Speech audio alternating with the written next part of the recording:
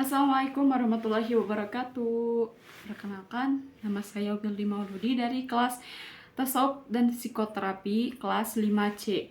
NIM saya 12210401118.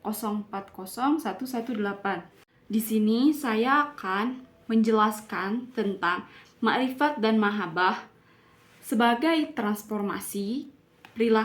Ma'rifat dan mahabbah adalah dua konsep fundamental dalam ilmu tasawuf yang saling berkaitan erat.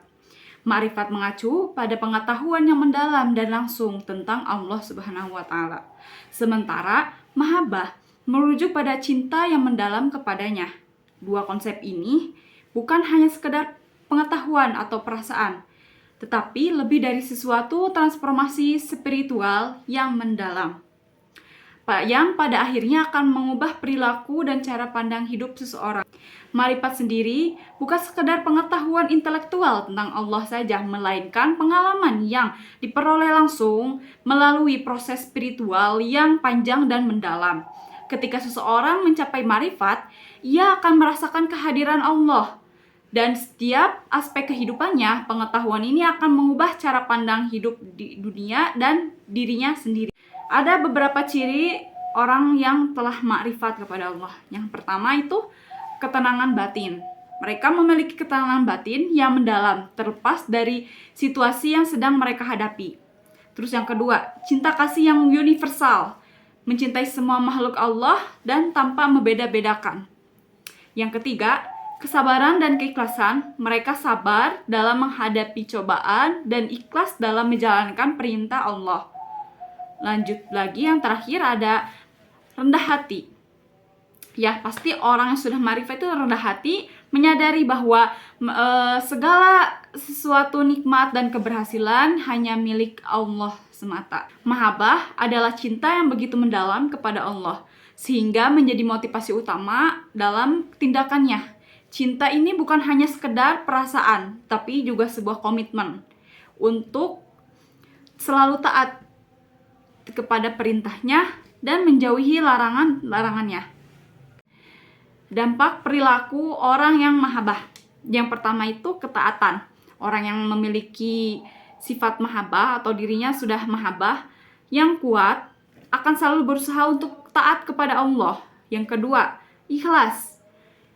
Mereka melakukan segala sesuatu hal hanya karena Allah, tanpa mengharapkan imbalan. Yang ketiga, kesabaran. Mereka sabar dalam menghadapi segala cobaan dan kesulitan. Yang keempat, kasih sayang. Mereka memiliki kasih sayang yang besar terhadap sesama manusia, dan lain-lain. Lalu, transformasi perilaku akibat ma'rifat dan mahabbah. Yang pertama itu, perubahan nilai-nilai. Nilai-nilai akan keduniawian akan menjadi berkurang atau kurang penting dibandingkan nilai-nilai spiritual. Terus yang kedua, perubahan perilaku. Perilaku akan menjadi lebih baik karena sudah melalui proses spiritual yang mendalam tadi.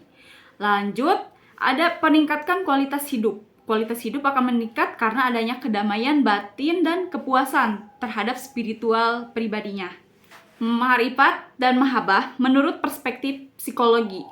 Nah, beberapa penelitian menunjukkan bahwa praktek spiritual seperti meditasi dan doa dapat membantu mengurangi stres, kecemasan, dan depresi. Selain itu, orang yang memiliki hubungan spiritual yang kuat cenderung memiliki kualitas hidup yang lebih baik dan lebih bahagia.